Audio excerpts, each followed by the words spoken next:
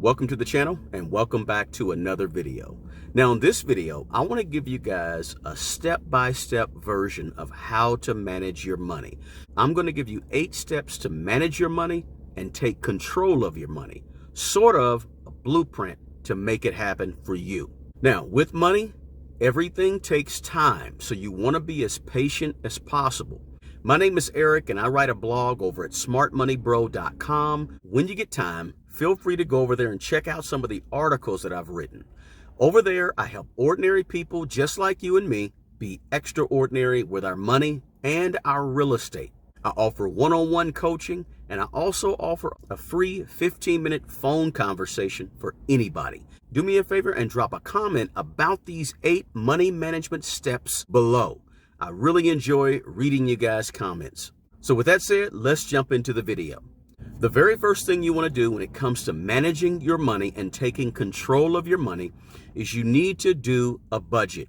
You need to figure out exactly what's coming in and exactly what you're sending out.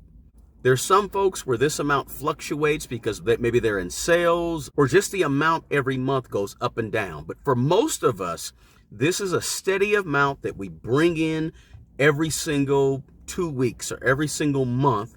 And we actually have expenses that go out every month. So the very first thing I want you to do is I want you to figure out a budget, a written budget for each month unique to that month. But start with knowing what comes in and knowing what is going out.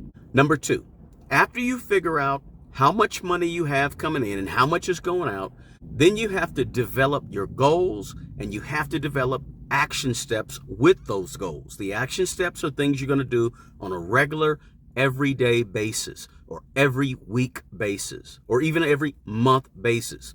You have to figure out what your goals are with your money.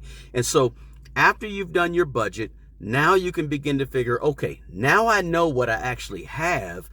What can I actually do with what I have? What are some things I want to achieve with my money? Sort of a vision, a plan for your money. And that can be a 2-month, it can be a 3-month, a 6-month plan. Maybe your goals would reach out to 12 months. Whatever it is, you need to figure out what that goal is, write it down. And again, this is after you've done a budget so you can really gauge and monitor how much money you actually have to work with when it comes to your goals. Number 3, the third thing you need to do in this order is you need to build an emergency fund.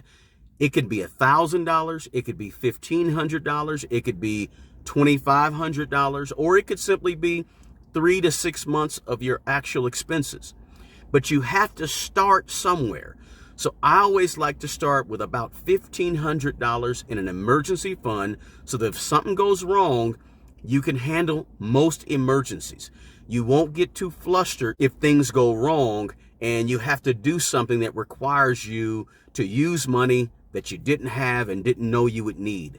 The fourth thing I want you to do, after you've done the first 3 things, I want you to go ahead and figure your net worth. Figure out what is the value of your assets, and then also figure out the amount of your liabilities. Your assets minus your liabilities equals your net worth. After you budgeted your money, after you develop goals and a plan, and after you've built your emergency fund, or you're building your emergency fund, then I want you to look at your net worth because we want to focus on net worth.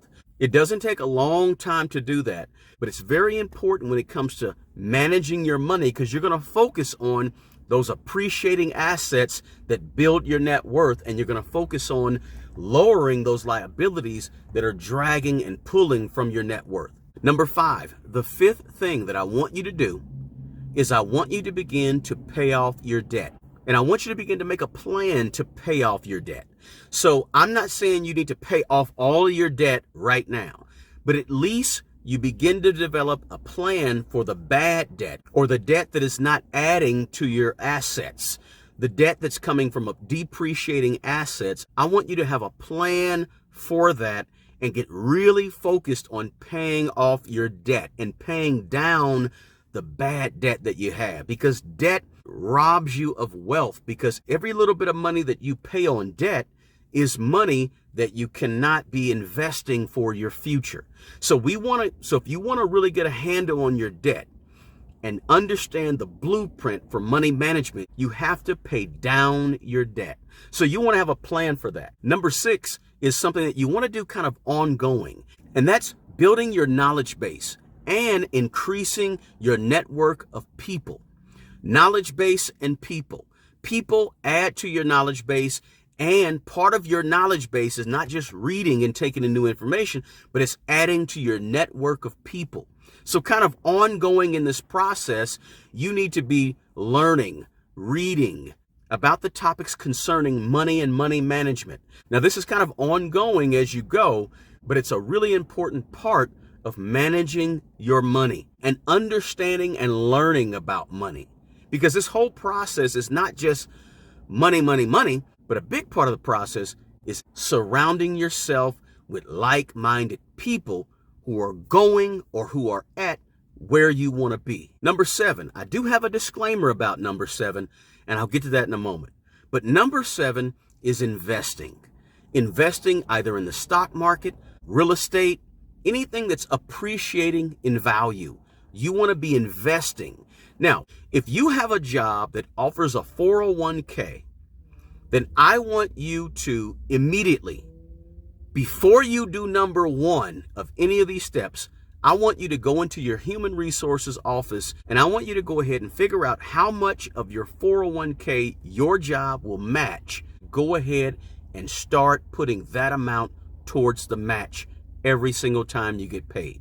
So that is really number 1 up front, but I sort of left that little disclaimer piece to number 7. So again, if your job offers a 401k and they have a match, then I want you to go ahead and get that match first. Number 1, before you develop your budget, I want you to first go ahead and get the match because that's free money at your job. With that disclaimer for number 7 out the way, let's go ahead and go back to number 7. I put investing at number 7 for a reason. Other than the match to your 401k, any other investing should not take place until you have a budget, until you've developed your goals and your action steps. You've built up an emergency fund of at least $1,500. You begin paying off your debt and you have a plan to pay off your debt.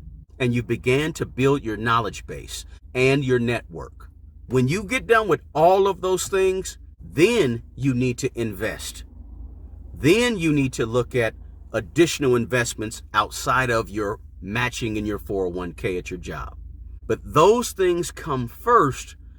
Then you want to start looking at, how do I buy rental houses? How do I dig into commercial real estate?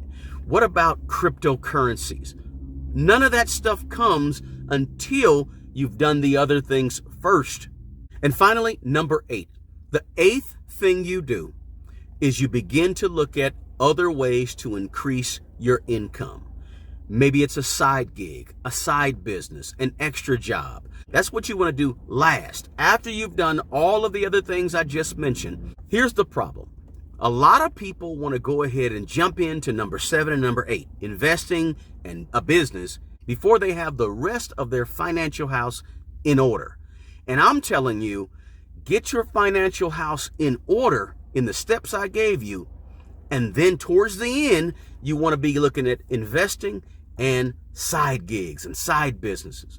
But don't try to build a side business when you have so much debt that it's out of control. Or don't try to invest money in crypto before you have an emergency fund. So many people I run into, they don't have any goals with money. They don't have any particular action steps or vision about where they want to be with their money. They don't have an emergency fund. They don't have a network of people that are pushing in the same direction. They haven't even read and understood some of the things they need to understand about money, but they want to go ahead and start investing, or they want to go ahead and build a business. Do these things in the order I've given them to you, and you'll not only feel in control of your money, but you'll also have a blueprint for growing the money in the future. Those are my 8 steps in order for money management, and a blueprint to not only control your money, but also to ultimately grow your money. If you got anything at all out of this video, do me a favor, smash the like button and subscribe to the channel. The best person to take care of the old you is the young you. Take care of yourself and take care of other people. Until the next video, peace.